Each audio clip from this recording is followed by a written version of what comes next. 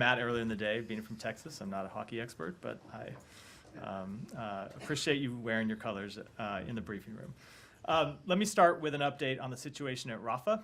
It has been a top priority for the United States to get Rafah open, not just for trucks coming in, but for U.S. citizens and other foreign nationals coming out.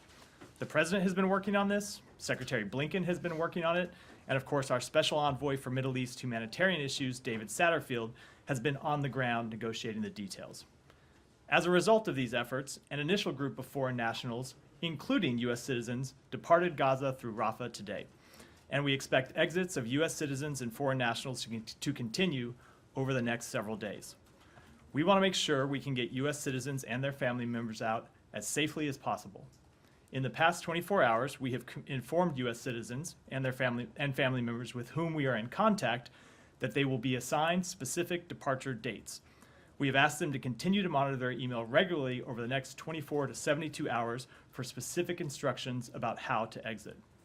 The U.S. Embassy in Cairo is standing by to provide assistance to U.S. citizens as they enter Egypt. The situation remains extremely fluid, but this has been an important breakthrough, and we will keep working on it to ensure that all of the U.S. citizens who wish to depart safely from Gaza can do so. Turning to humanitarian assistance. As a result of our efforts to accelerate the delivery of international humanitarian aid, 59 trucks entered Gaza through the Rafah crossing yesterday, representing the highest number of trucks in a single day to enter Gaza since the humanitarian corridor began on October 21st, and bringing the total number through yesterday to 217. Trucks continue to enter today, and we expect today's number to surpass yesterday's, just as yesterday's number surpassed the day before's, as we continue to ramp up deliveries to Gaza. Finally, turning to travel.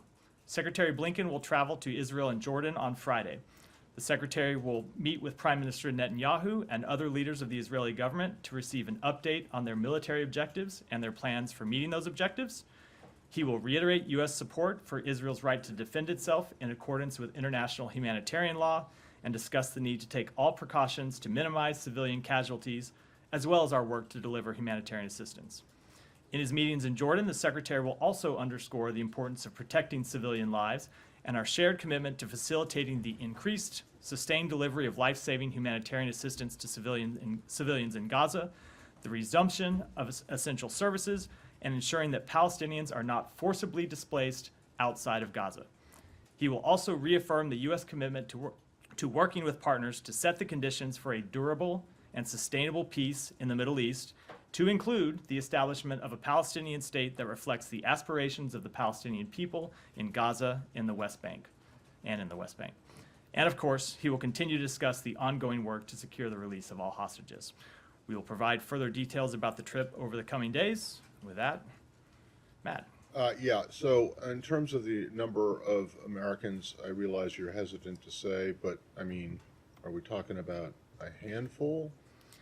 So I am not going to discuss the number of Americans that were able to depart today, and I will not give rolling updates as this process unfolds over the next several days. I'll say a couple things. Number one, there are around 400 Americans in Gaza with whom we are in communication who have expressed desire to leave. They have family members as well who have expressed a desire to leave. The total number is around 1,000 people when you count both American citizens and their family members. We are going to give them specific instructions over the next few days about where to go, when to go, how they can get out. But for operational security reasons, which I think you can imagine, we're not going to kind of put numbers on it as the next few days unfold. When we get to what might look like the end of this process, I'll be happy to come back and talk in more detail. All right. And when you say that they crossed Rafah, does that mean that they are safely? You have confirmed that they are safely in Egypt? There are a number of American citizens who have crossed through Rafah and are in Egypt today. Could I follow up on Jordan? Yeah. Also related to Jordan, Jordan just today announced that it's withdrawing its ambassador from Israel. Do you have any comment, first of all, directly on this, what it means for the Middle East? What do you think about the Jordanian decision and how this would affect, if at all, the Secretary's travel and the Secretary's interactions? So I saw the reports and the reason Jordan stated for withdrawing its ambassador. I would say that we share the concerns they expressed about the dire humanitarian situation in Gaza. That's why we're actively leading the efforts to address that humanitarian situation, including those I just detailed, to get humanitarian assistance into Gaza. But ultimately, we believe that increased diplomacy is important, and steps to reduce diplomatic channels aren't productive to our long-term, our shared goals of promoting a long-term solution to this crisis. Would you say we would like the Jordanians to reverse that? And is that something that's I don't want to comment in any more detail than I just did. Yeah. Thank you, Matt. Is this a process that has an end date certain, or are you in ongoing discussions via interlocutors with Hamas? Or is this going to be extended to other groups beyond Americans, locally employed staff, or other individuals? So I don't want to put an end date on it. It is a process that's ongoing. As I said, we expect it to proceed over the next several days. Our goal is to get American citizens out, their family members out, locally employed staff. We also want to get out the locally employed staff who want to depart. There are other foreign nationals, of course, citizens of other countries in Europe and elsewhere around the world who, of course, those countries have been expressing interest in getting them out, and a number of them went out today. So it will take time to get all of those American citizens and other foreign nationals out, but we are working expeditiously to get them out as soon as possible. And just to re-ask this question, what, if any, concessions is the U.S. making to Hamas in order to secure the release of these individuals? We are not making any concessions to them. So what is Hamas getting in return for their release? So you might have seen that there are wounded Palestinians who made it out through Rafah today. That was a step that we supported. We thought it was important that wounded Palestinians that needed medical care in this instance could leave and seek appropriate medical care. But ultimately, the United States is not in a position and has not provided any concessions at all to Hamas. On the aid front, yesterday the Secretary testified briefly about the possibility of exploring the Kerem Shalom in Israel as an additional pathway for aid. Is that actually something that is being considered in order to boost the amount of aid getting into Gaza? It is a possibility, but right now our focus continues to be on ramping up the amount of assistance that can go in through Gaza, and we have seen increased assistance, as I outlined, over the last several days, and that's because we have been working with the government of Israel and the government of Egypt to increase the ability to have the trucks that are entering Rafah be inspected as expeditiously as possible. There's some kind of complicated logistical reasons that go into that, or logistical circumstances that go into that, as you might imagine. But we have been working to unstick those so you can get the number of trucks increased. The Secretary said yesterday that we want to get to 100 trucks going in as soon as possible. You could potentially see more trucks going in than that, and we're going to work to continue to do that. If we find that we can't get the amount of assistance through Rafah that is required, we will, of course, look at any other options. One more question on the Secretary's travels to Israel. What messages has the U.S. already conveyed to the Israelis about settler violence in the West Bank? Have we told the Israelis to stop sending arms to settlers there? We have made quite clear to the government of Israel that we are very concerned about settler violence in the West Bank. We find it incredibly destabilizing. We find it counterproductive to Israel's long-term security, in addition to, of course, being extremely harmful to the Palestinians living in the West Bank. And we have sent a very clear message to them that it's unacceptable, it needs to stop, and those responsible for it need to be held accountable. I'll come to you in a minute. Yeah, thanks, Matt. On the Rafah crossing, who is administrating the exit from Gaza? Is it Hamas? Is there a third party who's There is not a third party. I believe it is the authorities in Gaza that were existing running the crossing before October 7th. So it's kind of a return to the status quo. I wouldn't call anything I wouldn't call it a return to the status quo in that the process is very different.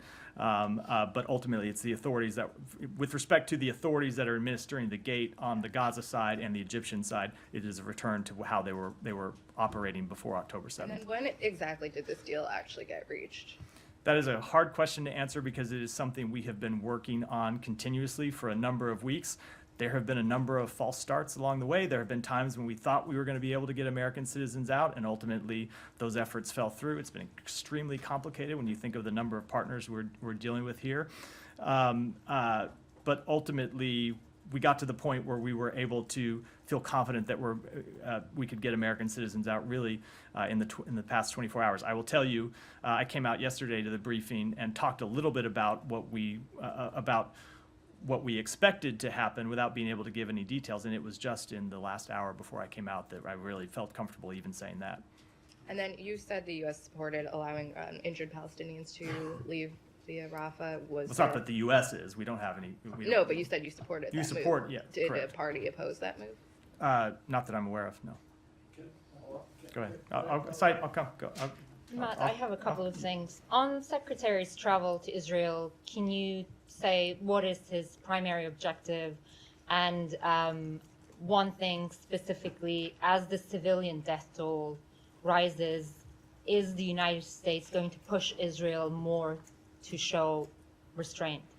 So his primary objectives are, as I outlined them in my opening comments. He wants to get an update from Israel on their military objectives and their plans for meeting those objectives. He wants to talk about ways that we can increase the flow of humanitarian assistance and get to the point where it's a sustained, continuous flow getting in every day that meets the needs of innocent civilians in Gaza. He wants to talk about preventing the conflict from spreading. He wants to talk about the ability to get hostages back. And as I said, he will talk directly with the Israeli government, as he has previously, as the president has previously, about our expectation that in conducting this military campaign, that they do so in full compliance with international humanitarian law and the laws of war, and we will be very direct about that.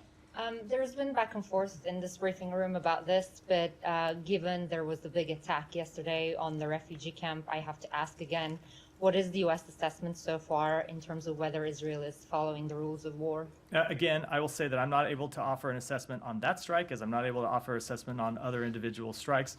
What I will say is that we will continue to discuss with them directly, as we will say publicly, that it is our expectation that in all of their activities, all of their military campaigns, that they comply with the laws of war. I mean, in terms of yesterday's attack, there are various commentators, some countries, international human rights lawyers, some of them are calling it war crimes.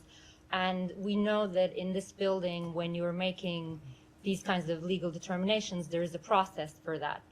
Has there been any thinking of starting such a process for Israel's actions in this war? It is not an assessment that we are making now, no. Thank you. Actually, follow up on both Olivia and Humaira. On Humaira's first. I mean, this area was struck today again. Now, why wouldn't you condemn the killing of dozens of civilians, like 300, maybe less, we don't know, to kill one person? Because that's what the Israeli spokesman said. So he said we went after one militant.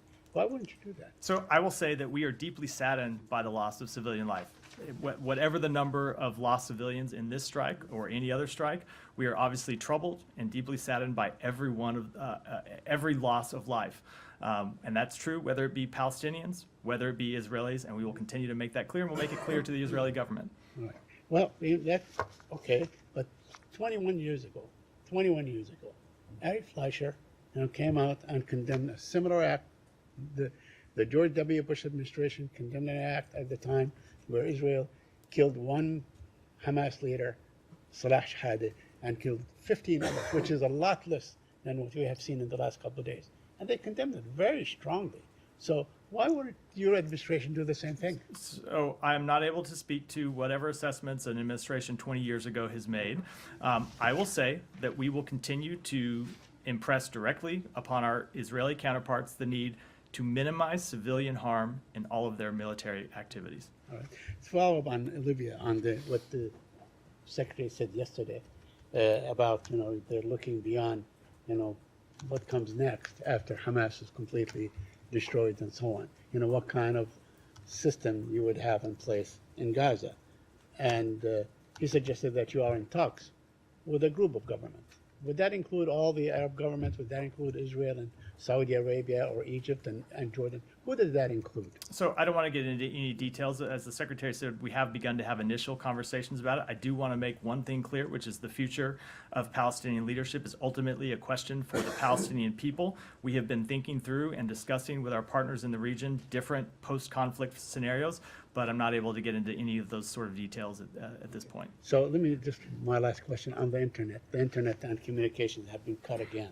Do you have any comment on that? Because you urged the Israelis last weekend to have connectivity again. So are you urging them today to do the same thing? The internet was cut. It was restored. I will say that we have made clear that we think internet access is important. I just started this briefing by noting that we are going to send emails to American citizens about how to get out of Gaza. We think it's important, obviously, that they be able to have access to those emails. So at times, Israel may need to take operational steps that they have judged they need to take, but I will say as a general principle, it is the position of the U.S. government that internet access needs to remain viable for the people of Gaza. Can I just follow up on Humara's question, Arya, when she asked you about, whether there was any discussion in the legal NL, the legal bureau about, what Israel is doing and whether it's and whether it complies with the rules of war, and you said no. So I'm just wondering why not. It's not an assessment that we have made at this point. You saw the secretary. I know, but she didn't ask if you had made an assessment. She asked if it was being discussed and considered. If there were people looking at this. Let me say that to eventually make a determination. And it's now been, we're 3 weeks in basically into this. You have made similar determinations, roughly in in that space of time.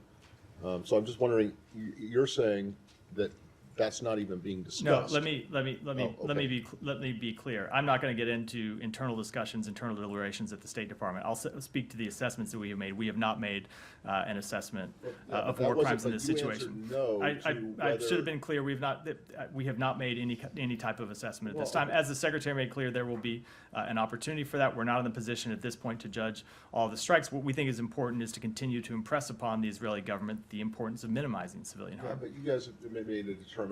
We had this discussion with Simon the other day about Russia and actually committing war crimes, where you made a legal determination.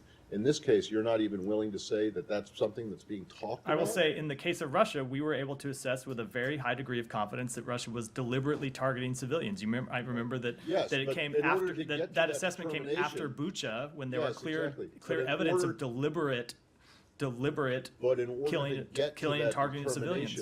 It had to be considered by the lawyers. And what your response to Humera was, unless you're saying it was now wrong, or that you misspoke, that it's not even being discussed. It's not. People are not even looking at it. What I'm saying is, I'm not going to get into internal discussions, internal deliberations. It is not an assessment that we have made, and as the Secretary has said, there will be time to make those judgments. Saeed, were you? I think you got. Were you done or? I'm done. Okay. See, a minute ago you were interrupting me. Now I come back for more, and you're not. Go ahead, Michelle. Go ahead. Will you have any response to the Houthis' missiles after they joined the war? Nothing further than what I said yesterday, which is that as the Secretary, or as the President has made clear, as the Secretary has made clear, anyone that's considering joining this conflict in opposition to Israel should think again. But they already joined and fired missiles towards I Israel. I recognize their statement, and I don't have any further comment to Will add. there be any American reaction? Again, I'm not going to. I never want to preview actions that we might take. I'll make statements and leave it at that. And of course, the government of Israel might have something to say about that as well, and I would defer to them. Alex, Thanks, go ahead. Matt. A couple of questions on the trip. As I understand, there are some expectations in Turkey that the Secretary might extend his trip and stop by this time around. How realistic are those? I saw reporters in this room tweeting that we might be going to Turkey. I can say that we have not confirmed a visit. Sorry, I didn't mean. I wasn't going to single. You raised your hand. I wasn't meaning to single. I wasn't meaning to single you out.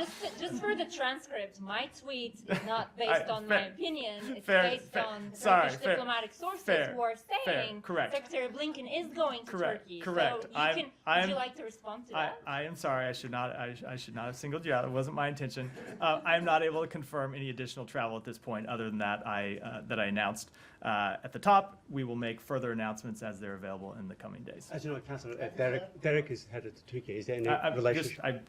Just someone was speaking over you. So you can start any again. connection between Derek's trip and the Secretary? I'm sorry? Derek is headed to Turkey, the Councillor, to prepare Secretary's regional trip. Any connection between I just don't. I'm not going to make any announcements or speculation about travel before I'm. On Ukraine, if I may, the Secretary yesterday spoke with his Ukrainian colleague following the congressional hearing. Is there any concern on your end that Ukraine might become a victim of domestic politics?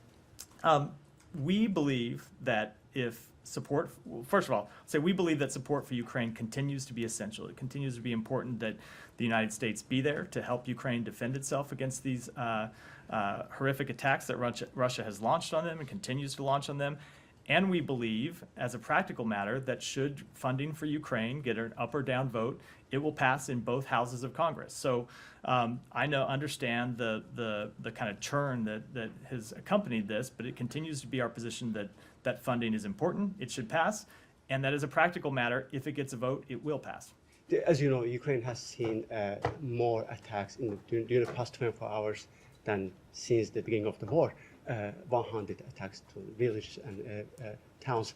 Do you think Moscow is under the impression that other conflicts are diverting attention in the West and that it has leeway to I don't know what I won't speak to what impressions Moscow might be getting, but I can assure you that we have not lost focus in any sense on our need to support Ukraine. That's why you've seen the president give an Oval Office address about our support for Ukraine, and we will continue to stay focused on it. We think we have the ability to work on more than one thing. You hear the secretary often say we have to walk and chew gum at the same time, and that is true with respect to both of these issues. Who is compiling the list of evacuees at Rafah Gate, and what is the criteria for determining which injuries are eligible for treatment in Egypt? So that is one of the details. Because of the kind of sensitive and delicate nature of this, I'm just not able to get into. All of this has been, as I said, an extremely complicated process when you think of all the parties that are involved, and I continue to find it not productive to kind of speak to the underlying details from here. And then, given that both Egypt and Israel have expressed security concerns and no third party is doing the monitoring, how have those concerns been addressed as part of this process? Security concerns, you mean with the number of people coming through? What I will say about it is we have worked with the government of Egypt and the government of Israel to attempt to ensure an orderly flow through the Rafah crossing. I will let Egypt speak to ultimately if their concerns were assuaged, but obviously they have agreed to this transit of people throughout. And in fact, they agreed to the transit of people through Rafah some number of weeks ago, and it's taken this long to actually make it a reality. So I won't get into the details other than to say that we feel confident that we've been able to establish a system that can get an orderly the orderly flow of U.S. citizens and other foreign nationals. But as with all things related to this situation, we'll repeat the caution I started with, that this remains to be a very fluid situation, and we'll continue to work on it and not rest until we have gotten all of our people out. And then just finally, do you have assurances that all of the 400 or so Americans and all of their family members will be able to leave? Again, for some of the operational security reasons I outlined at the beginning of the briefing, I just don't want to get into those details. Go ahead. Thank you, Matt. What do you expect from Hassan Nasrallah's speech on Friday, Secretary General of Hezbollah, his first appearance since the war started? And some speculation says that it might change the course of this war, or maybe it will turn to a large-scale war. What do you expect from his speech? I would not want to speculate what he might say in advance. Okay. Is there any fear or worry that? Again, I'm sure we will be monitoring what he has to say. We will not be speculating. As I said with respect to the Houthis, the president has made very clear that any entity hostile to Israel thinking of entering this conflict should think again. Go ahead. The president and the secretary have made a point lately of saying that there should be a path to a two-state solution. I noticed you had a bit of a revised version of that you would work for the establishment of a Palestinian state that reflects the aspirations in Gaza and the West Bank. So, given that the Israeli government, it's against the Israeli government policy to talk about or contemplate a two-state solution, given that many Palestinians think it's not possible anyway because the settler activity means it's no longer viable, what is the purpose now of flagging a two-state solution? The purpose is that we believe it is ultimately the only solution that will provide durable, lasting peace.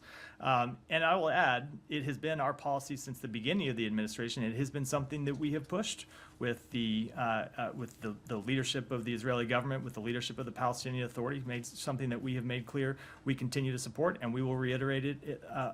We will reiterate it on this trip. When people talk about the end of this conflict and what different options are for post-conflict scenarios, I think it's important, and the Secretary believes it's important, that we lay out kind of our first principles here. And one of our important first principles is the establishment of a two-state solution. And given that there's something has to happen, obviously, in terms of the governance of Gaza, when and if and after all of this is over, do you think that the Israeli government is more open now to talking about this? So I, again, don't want to get ahead of, of conversations that still need to take place. I will say, we have made very clear that two things are true. Number one, Hamas cannot continue to govern and administer Gaza and use it as a launching pad for terrorist attacks against Israel. Number two, Gaza cannot be occupied by Israel. And so what the alternative it is between those two poles is a matter that we will discuss here inside the United States government, a matter we will discuss with the Palestinian people and Palestinian leadership, and a matter we will discuss with partners in the region. Go ahead. Matt, I will follow up on this. The secretary, when he was asked yesterday on the Hill about this, he said we are discussing temporary measures that involve Arab countries and international agencies. What did he mean by that? He meant exactly that. If you mean, will I provide you any more details? No, we will continue to have these discussions. We will keep them private with our partners and with international agencies, but I'm not going to provide any further details. Okay, my second question is on the U.S. citizens and the foreign nationals who departed Gaza today. Yesterday, also the secretary has said that Hamas is impeding the departures of the American citizen, and you said you didn't make any concession.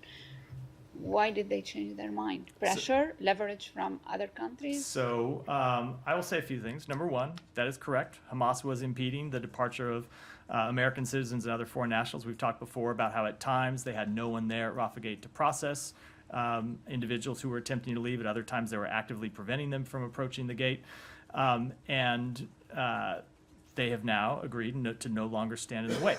So without getting into the details of how this might have come about, I will just note for the record that the Secretary discussed this matter with the Prime Minister and Foreign Minister of Qatar on Monday.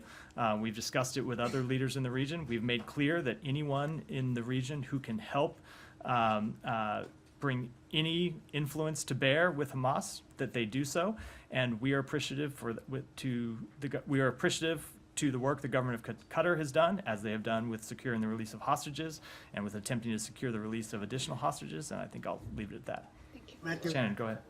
Thank you. On Americans leaving Rafah, can you say a little more clearly what's the rate limiting step on the pace of departures? Is it Hamas determining how many, or is it a security consideration? I don't, because of the security, the operational security concerns I said at the beginning, I just don't think it's useful for me to get into any of these details. What I will say is that if there's any American citizen in Gaza who has not yet registered with the State Department and they want to leave, they should register with the State Department as soon as possible. Those American citizens in Gaza who have already registered with the State Department, they should watch their email, and we will get them a time and specific instructions for how to leave. But as it pertains to the number and when, for a number of reasons, I don't think it's helpful for me to talk about that publicly. I'd be happy to do so at the end of the process, but while it's ongoing, I think it would be counterproductive. And on the family members, President Biden tweeted that he expected to see American citizens leave in the coming days. And of course, you said you're still working on the immediate family members of some 600. But is there an expectation that they'll be allowed to depart at the same pace, or is that on different tracks? Again, we are working to have all of these things happen together, to have American citizens and their family members move. It is always our policy to try and keep families together, and that's what we're trying to make happen. Go ahead. Matt, thank you. Thank you, Matt. What entity oversees humanitarian aid to Gaza and the UN agency UNRWA, which is controlled by Hamas? And I have a follow-up. So I would reject that interpretation of UNRWA.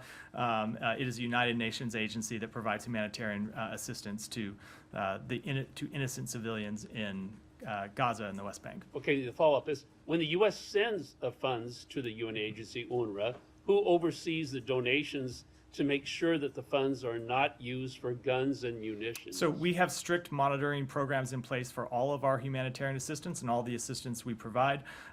We look into this regularly, we inspect, we audit, we do everything possible to ensure that there is no diversion of funds or any of the humanitarian assistance that we provide to UNRWA or any of the other agencies and international relief organizations that are working in the area.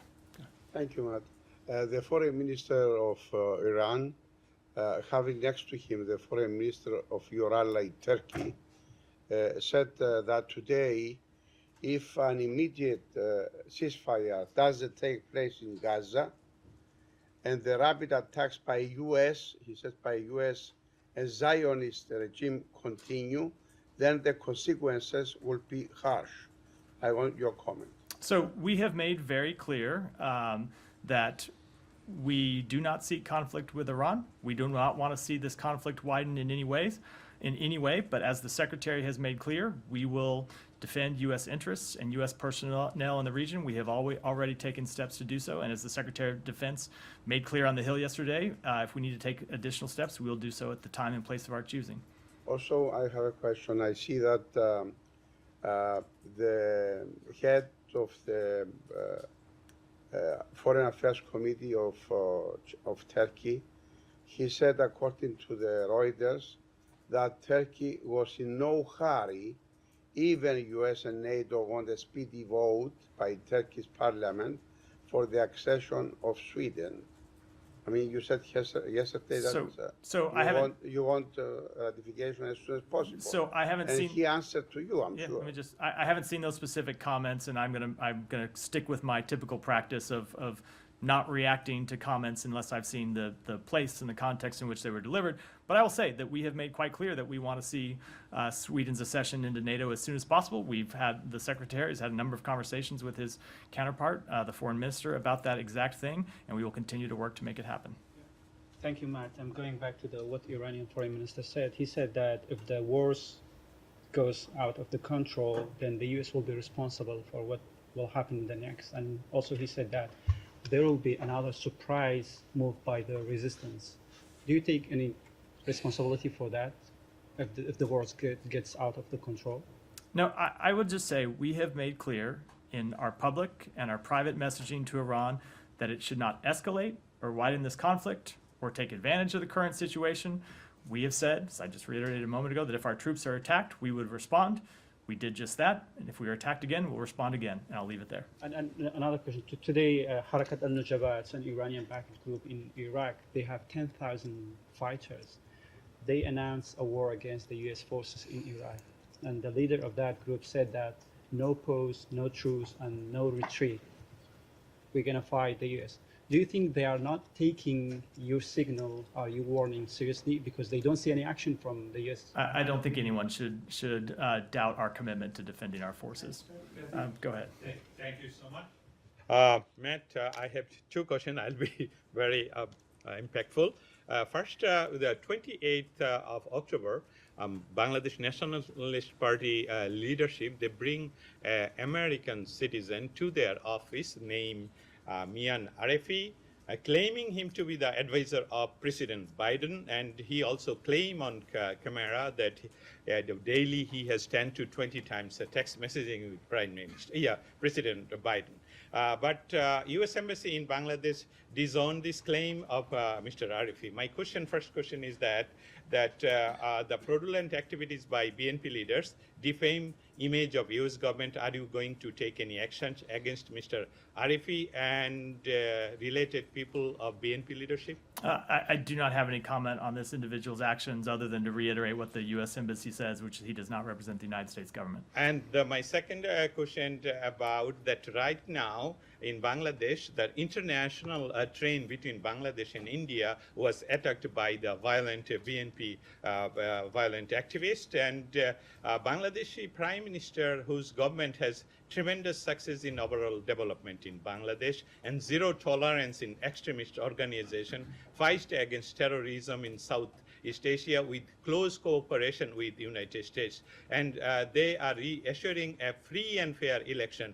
Will U.S. send any election observer there and assist Sheikh Hasina to conduct a free and fair election?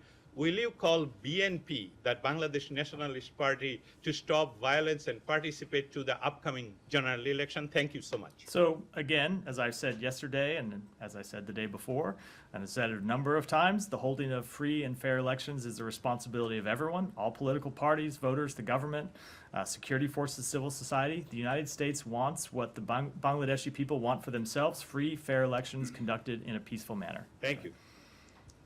Matthew, good afternoon. Yeah. Two questions for you. One, in the Middle East, Sam Brownback, former U.S. ambassador at large for International Religious Freedom told us the other day, my organization, that if you want peace in the Middle East, the Iranian regime that's in power now has to go. He says you will not have peace in the Middle East as long as this regime, his words, in Tehran, the ruling mullahs, are in power. Does the State Department agree with that assessment? I'm not going to offer responses to individual private citizens. Okay, two. To Ukraine now, please. Thank you. There are 5 million Catholics in Ukraine. And church leaders, Catholic church leaders, warn right now that if Russia wins this war, succeeds in its invasion, the Catholic Church there could be wiped out, eliminated, or be forced to go underground, just as in the old Soviet Union days. How does the State Department address those concerns? Well, one of the way we would address those concerns, I'd say, would be to continue to support sustained U.S. military assistance and economic assistance to the government of Ukraine. It's been the United States has provided more security assistance to Ukraine than any other country in the world, and I would say that anyone that is concerned about Russia's potential aggression in Ukraine should join us in urging Congress to pass our increased security assistance package as soon as possible. Matt, thank you. Just going to China, Secretary Blinken has just met with Wang Yi, and he has, and you said to me a couple of months ago that all human rights issues will be mentioned, including that of the Southern Mongolians, or where 95% of the rare minerals come from, the region what they're living in. We haven't seen any discussions on the rights of the Mongolians when discussions on Tibetans, Uyghurs, and the Hong Kong people were discussed. And in the future meetings, at the very least, is the State Department going to address the rights of Mongolians and also of those underground Catholics and Protestants and the Falun Gong practitioners? My second question to you is the other part that was seemed to be ignored was our presence in the Indo-Pacific. There is a degradation of democracy in places like Solomon Islands ever since they switched recognition from Taipei to Beijing. And so, is the State Department going to address that portion, given the fact that the erosion of democracy also involves an ousting of a former governor for speaking out against the one China policy? So, with respect to the first question, I can assure you that the Secretary raised human rights issues robustly in his meeting with Director Wang Yi. He has raised human rights issues in all of his meetings with Chinese government counterparts, and we will continue to raise a full range of human rights issues in our meetings with the PRC. With respect to the second issue, we of course continue to support the flourishment of democracy in the Indo-Pacific, as everywhere in the world. You've seen the Secretary travel a number of times into the Indo-Pacific, including a number of islands in the Indo-Pacific, to make that very case, and we'll continue to do that. Go ahead. Hi, Matt. Two questions, please. The first one, do you have a comment on President Biden's announcement of his intent to nominate Kurt Campbell to Deputy Secretary? So the president did make that announcement this morning. You may have seen that Secretary Blinken sent a message out to the workforce today welcoming that announcement. The only comment I will make is, of course, that Congress has a job to do here in properly considering and confirming our nominees, and we hope that they'll do so as expeditiously as possible. Thank you. Matt. Also, as a follow-up, Secretary Blinken is expected to attend the G7 Foreign Ministers Summit in Japan next week. What can you tell us about expected topics of conversation, particularly as Japan refrained from the initial G7 statement in support of Israel? So we have not yet announced further travel beyond Friday, when he'll visit Israel and Jordan, but expect us to make further announcements in the next few days, and I'll be happy to talk about those questions once we've made those announcements. Pakistan's deadline for undocumented Afghan refugees to return to Afghanistan has passed, and now thousands of Afghans going back to Afghanistan. But there are around 60,000 refugees that they left Afghanistan because of Taliban's threats and prosecution. What's your comment about that? And also, would you be able to elaborate on Thomas West's meeting with some European representatives in Italy? So we join all of our partners in urging every state, including Pakistan, to uphold their respective obligations in their treatment of refugees and asylum seekers, and to respect the principle of non-refoulement. We strongly encourage Afghanistan's neighbors, including Pakistan, to allow entry for Afghans seeking international protection, and to coordinate with international humanitarian organizations to provide humanitarian assistance. And with respect to Tom West's recent meetings, I'd refer you to his office for specific comment. Alex, go ahead, and then Tamir, and then we'll wrap. Maybe an update for us on the case of Ready Free Europe's reporter, Kumashevas. I don't. We continue to be in contact with her attorneys. We continue to be in contact with Radio Free Europe. We have not yet received formal notification of her arrest from the Russian government, though obviously we are aware that it has happened, and that's why we continue to seek consular access to her, and that also has not been granted. We would urge the Russian government to provide it as soon as possible. Yesterday, Russian court rejected her appeal to, release pre-trial detentions. Any reaction? I don't have any comment on that. Our focus is at this point securing consular assistance as we seek more information about the case. Mary, go ahead. Final question, if I may. Sorry. I apologize. On Wagner. Careful. Like I singled Humera out and got a much deserved smackdown earlier in the briefing. So Reports that Wagner Group restarted, recruiting. Any concern on your end? Anything you have heard about? Sure, we always have concerns about Wagner Group's activities, whether they be in Ukraine or whether they be anywhere in Africa, which is why we've taken a number of actions to hold them accountable over the past. Mary, go ahead. Matt, just to close the loop on previous line of questioning and also Matt's line of questioning as well, is it fair to say that there is no active process in this building to make a legal determination about Israel's attacks and strikes in... I just never want to talk about internal deliberations. I will just say what I said before, which is the Secretary said there will be time to make those assessments, and those are not judgments that we have made at this point. Right. But, I'm just asking about the intent or the plan, because Secretary did say there will be a time for that. I'm just wondering if that time is nearing or... I don't have any further information Okay. to provide. Go ahead. I had sorry. One more thing on the hostages. Since the sort of bombardment intensified, there seems to be a bit of a stall in those negotiations. Is that a fair characterization? What is the latest in Qatar? I really don't want to characterize those discussions one way or the other. That's been a rule I've applied to myself since October 7th, and you've seen the Secretary say the same thing when he's been out in front of the public. We continue to actively pursue their release, and I mean actively. It's something that people are working on in this building around the clock. We continue to discuss it with our partners in the region, but I never want to characterize the status or tenor of those discussions. It's just not productive to the release of the hostages. Olivia, go ahead and we'll wrap up. I just had one quick personnel question, which is now that he's been confirmed, when is Jack Lew expected to take up his post in Israel? So we're still working out some final details, but my expectation is that he will travel with us to the region when we leave Thursday and arrive Friday. Just one With that, question, we'll wrap for today. Thanks, everyone. Thank you.